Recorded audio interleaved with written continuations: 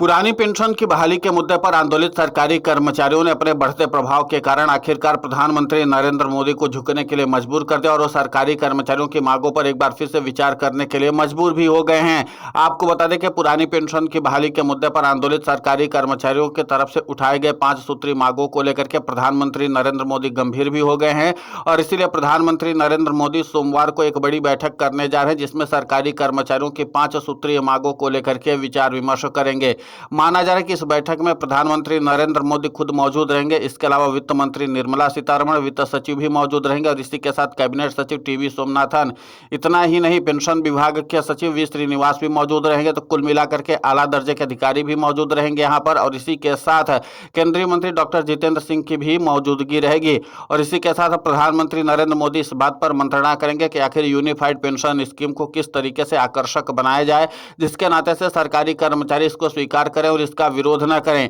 क्योंकि सरकारी कर्मचारियों ने जो 5 सूत्रीय मांगे रखी हैं उसी को लेकर के केंद्रीय मंत्री डॉक्टर जितेंद्र सिंह ने पेंशन की अदालत में कहा था कि हम सीधे तौर पर इसमें सुधार करने के लिए तैयार हो गए हैं और सरकारी कर्मचारियों की मांगे भी जायज हैं। तो उसके बाद अब देखना महत्वपूर्ण होगा कि प्रधानमंत्री नरेंद्र मोदी, वित्त मंत्री निर्मला सीतारमण के साथ साथ जो है आला दर्जे के अधिकारी भी मौजूद रहेंगे, तो ये क्या रूपरेखा तैयार करते हैं। और संभव है कि प्रधानमंत्री नरेंद्र मोदी अब यूनिफाइड पेंशन स्कीम को लेकर के थोड़ा ज्यादा गंभीरता और सजगता बरतेंगे, क्योंकि 1 अप्रैल 2025 से लागू की गई यूनिफाइड पेंशन स्कीम ने अभी तक वो जादू करके नहीं दिखाया जिसकी उम्मीद प्रधानमंत्री नरेंद्र मोदी कर रहे थे। आपको बता दें कि यूनिफाइड पेंशन स्कीम यानी कि यूपीएस प्रधानमंत्री नरेंद्र मोदी की महत्वाकांक्षी पेंशन योजना है और इस पेंशन योजना के जरिए प्रधानमंत्री नरेंद्र मोदी लाखों लाख के तादाद में सरकारी कर्मचारियों को लाभ देना चाह रहे थे और इसी के मकसद से इसको लाया गया था। लेकिन जैसे ही यूनिफाइड पेंशन स्कीम आई उसके बाद सरकारी कर्मचारियों के सामने जो गजट आया, उस गजट को लेकर के सरकारी कर्मचारियों ने अपनी 5 प्रमुख मांगे रखी थी।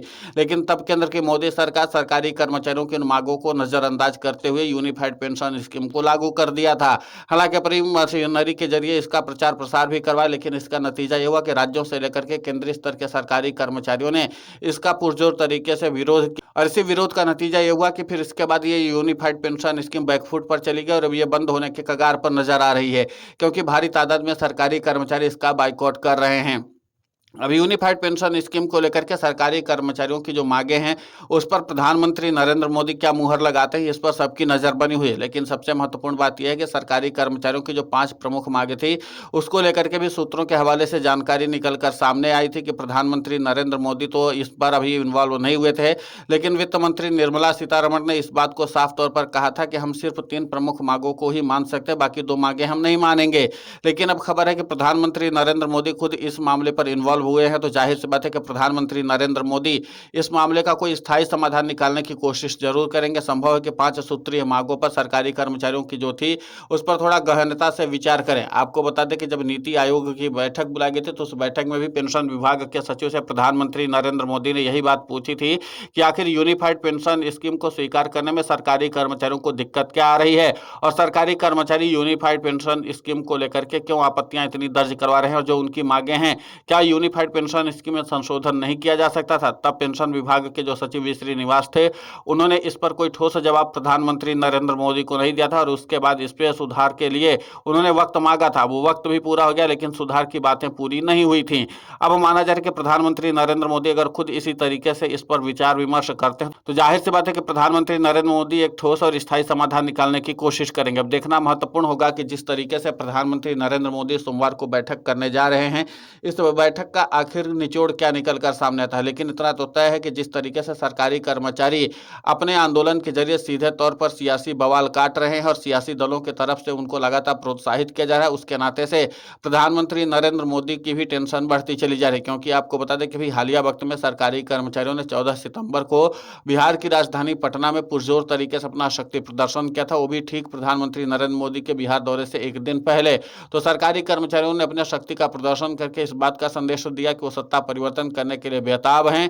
और इसी के साथ सरकारी कर्मचारियों ने इस बात का भी ऐलान किया कि वो लोग 25 नवंबर को एक बार फिर से राष्ट्रीय राजधानी दिल्ली में अपना बड़ा शक्ति प्रदर्शन करने जा रहे हैं। तो जाहिर सी बात है कि एक तरफ सरकारी कर्मचारियों का बढ़ता आंदोलन तो दूसरी तरफ जिस तरीके से एंटी इनकम्बेंसी का माहौल बिहार में देखने को मिल रहा है वो प्रधानमंत्री नरेंद्र मोदी को भी बेचैन कर रहा है। इसीलिए प्रधानमंत्री नरेंद्र मोदी पुरानी पेंशन की बहाली के मुद्दे पर आंदोलित सरकारी कर्मचारियों की मांगों को स्वीकार करने के लिए मजबूर भी हुए हैं और उसी मजबूरी के नाते से प्रधानमंत्री नरेंद्र मोदी खुद इस मामले पर बैठक बुला करके स्थायी समाधान करना चाहते हैं। लेकिन देखना महत्वपूर्ण होगा कि प्रधानमंत्री नरेंद्र मोदी के सामने वित्त मंत्री निर्मला सीतारमण क्या प्रमुख बातें रखती हैं, क्योंकि जाहिर सी बात है कि सरकारी कर्मचारियों की मांगों को लेकर के पहले से ही इन चीज़ों को स्वीकार करने के लिए वित्त मंत्री निर्मला सीतारमण और वित्त विभाग के सचिव, पेंशन विभाग के सचिव सभी आनाकानी कर रहे थे। अब इसमें माना जा रहा है कि पीएफआरडीए के चीफ को भी संभव है कि बुलाया जा सकता है और इसके बाद एक नई रूपरेखा तैयार की जाएगी यूनिफाइड पेंशन स्कीम को लेकर के, क्योंकि यूनिफाइड पेंशन स्कीम में पूरी तरीके से बट्टा लग चुका है और सरकारी कर्मचारी सीधे तौर पर इसका बहिष्कार कर रहे हैं।